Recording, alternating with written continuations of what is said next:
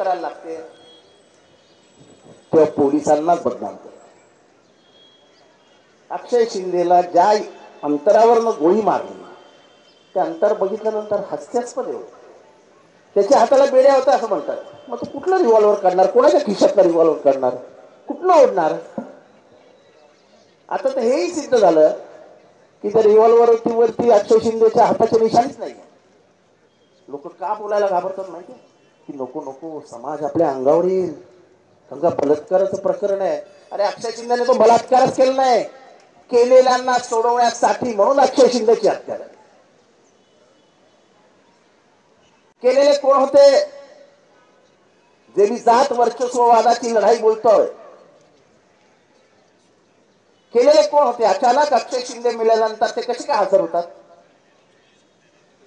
त्याच्यातला सर्वात मोठी गोष्ट असते की माणसाची मेमरी शॉर्ट आहे, ते लवकर विसरून जातील. या एकाच गेम वरती गव्हर्नमेंट खेळत असतं. त्याला जिथे मारला तो मतदारसंघ माझा आहे, त्याला जिथे मारला त्याच्या बाजूला एक चहावाला उभा होता. त्या चहावाल्याने व्यवस्थित मला सांगितलं लगेच फोन करून की साहेब अभी इधर कुछ तो भी लफड़ा होगा, फायरिंग का आवाज आहे. आणि नंतर मग अक्षय शिंदेचं दुपारपर्यंत सगळं ओपन झालं. आता प्रश्न हा आहे की अक्षय शिंदेच्या ज्यांनी गोळ्या मारल्या त्यांच्यावर गुन्हा दाखल करा किंवा तुम्ही कारवाई करा योग्य असेल ती, असं कोर्टाने सांगितलं की हे खोटं आहे. त्याची हत्याच झाली, हा मर्डर आहे आणि हा काही एन्काउंटर वगैरे काही नाही असं. म्हणजे पहिल्याच दिवशी पृथ्वीराज चव्हाण नावाचे जज होते, त्यांनी कोर्टातच विचारलं की हे काय कसं काय होऊ शकतंय.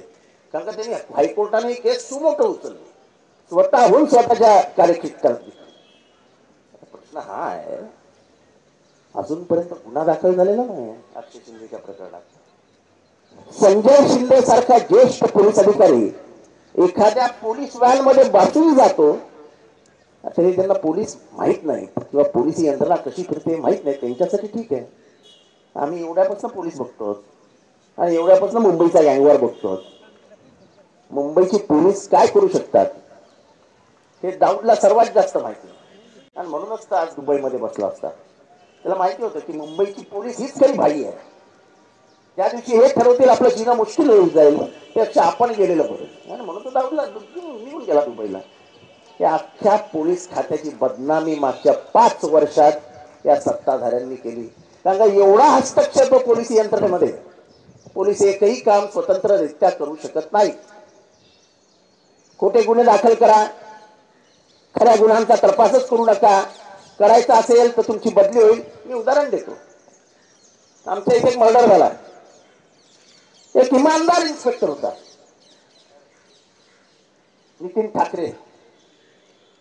तो त्या मर्डरचा मागोवा घेत आरोपीपर्यंत पोहोचला. आरोपीला रात्री अटक करणार हे बाहेर समजलं